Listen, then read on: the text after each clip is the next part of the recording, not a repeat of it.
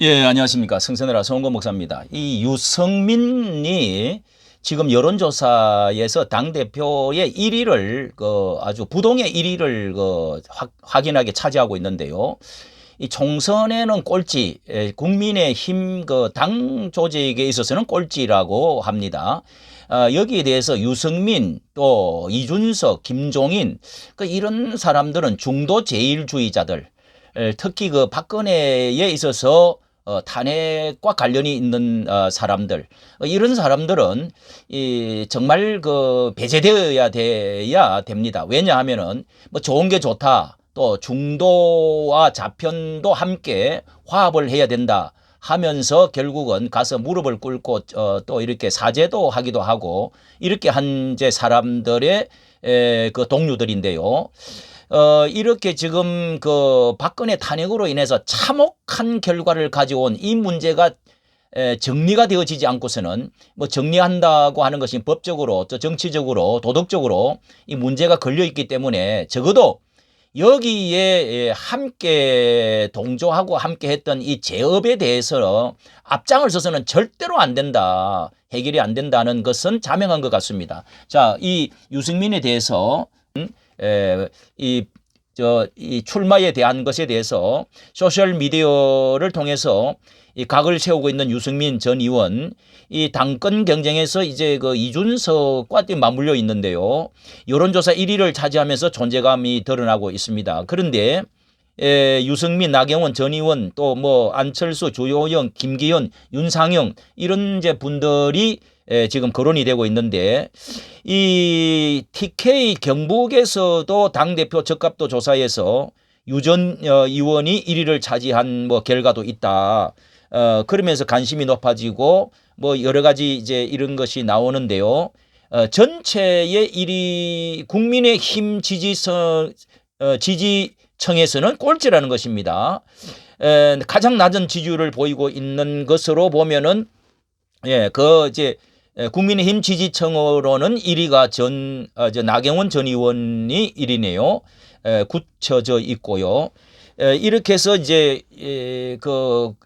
국민의힘에서는 이제 이렇게 계속 나가면 탈당을 하지 않겠나. 탈당을 해가지고 과연 또 얼마나 앞전에 탈당을 해서 한번 어려워가지고 다시 들어왔는데 얼마나 재정과 조직에 있어서 어려운가 하는 것을 반증을 해준 적이 또 있지요. 자, 이렇게 해서 이런 상황에서 또 역선택 방지 조항도 필요하다. 이런 이제 혼란 때문에 역선택으로 해가지고 이런 문제들이 자꾸 일어나고 있는 것이 아닌가. 1위가 나오고 조사에 1위가 나오는 것이 아닌가.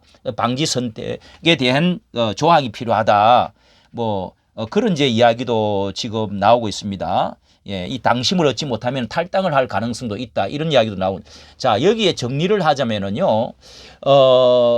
지난 4.15 총선 때에 이렇게 이제 참패도 하게 되어지고 또 윤 대통령이 지금 공경에 처해서 인기가 이렇게 올라가지를 않고 있는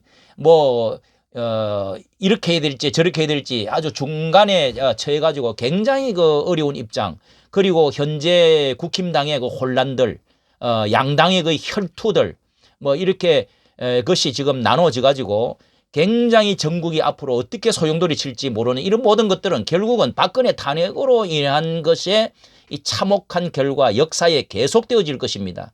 이것은 김문수 전 지사의 말에 의하면은 1000년 후에도 앞으로 거론되어질 것이다. 이렇게 이제 이야기까지 한 적이 있습니다. 예, 뭐 이런 것들이 우리가 정치사에 정리되어질 이 근대 정치 우리나라 이 나라의 아킬레스 건이라고 할 수 있는 것인데 이 모든 것들은 그 안에 문제의 중심이라고 했는데요. 이 탄핵과 더불어서 수감 생활을 하게 되고 무너진 정권으로 인해서 또 주사파 정권이 들어서고 이제 두 가지죠. 박근혜 탄핵과 더불어 주사파 종북주의자들의 이 준동 이런 것들로 인해서 이 나라가 엄청난 지금 이렇게 어려움 속에 들어있는 것이죠. 자, 박근혜 탄핵에 대한 문제는 이 도덕성에도 문제가 있고요. 또 지내놓고 나니까 이것이 얼마나 그 잘못되어진 이 여론몰이 또 그 강우병부터 시작해서 그 모였던 그 정교조 또 그다음에 민노총 이런 세력들이 뿐만 아니라 그리고 46명이라고 되는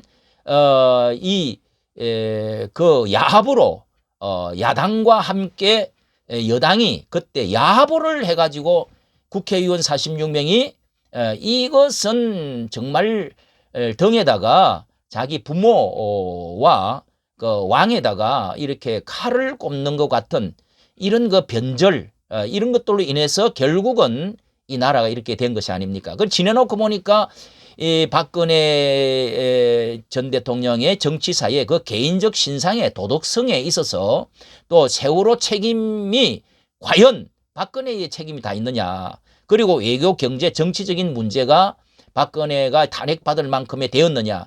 이것은 정말 이게 잘못됐다. 예, 너무 지나쳤다. 하는 것은 이게 역사가 반드시 이렇게 말을 할 것 같습니다. 여기에 대해서 거짓 선동과 공작이라고 하는 것이 여기에 많이 들어있다 하는 것이 정리되어야 된다는 것이죠.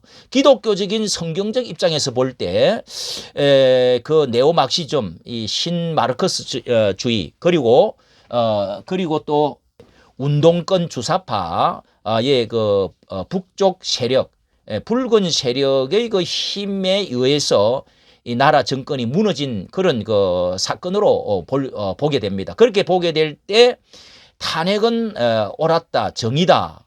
그리고 탄핵의 강을 건너자 중도파의 사람을 위해서 좌파까지라도 끌어안고 무릎을 꿇어야 된다. 자, 이런 것이 얼마나 이것이 혼란을 가져오는지 모릅니다. 이렇게 주장하는 사람들이 누구냐? 이게 유승민, 그리고 이준석, 김종인 이런 부류의 사람들입니다. 그런데 탄핵파의 사람들을 중심으로 누군가 되어지면 이 혼란은 끝까지 갈 수밖에 없습니다. 절대로 지도적인 위치에 전면에 서서는 안 됩니다. 그 사람들이 도의적인 책임을 지고 어느 정도 뒤로 물러서든지 중도에 있어야지 지도자적인 입장에 서면 끊임없는 보수의 분열이 일어날 것입니다. 그래서 홍준표나 안철수나 김기현, 뭐 주호영, 뭐 이런 분들이 오히려 그것과 관련이 덜한 분, 관련이 없는 사람들이 이렇게 대표가 되어지고 앞으로 대통령이 되어져야 이게 되지. 여기에 이런 혼란이 있다 하는 것을 말씀을 드리고 싶습니다. 이까지 감사합니다.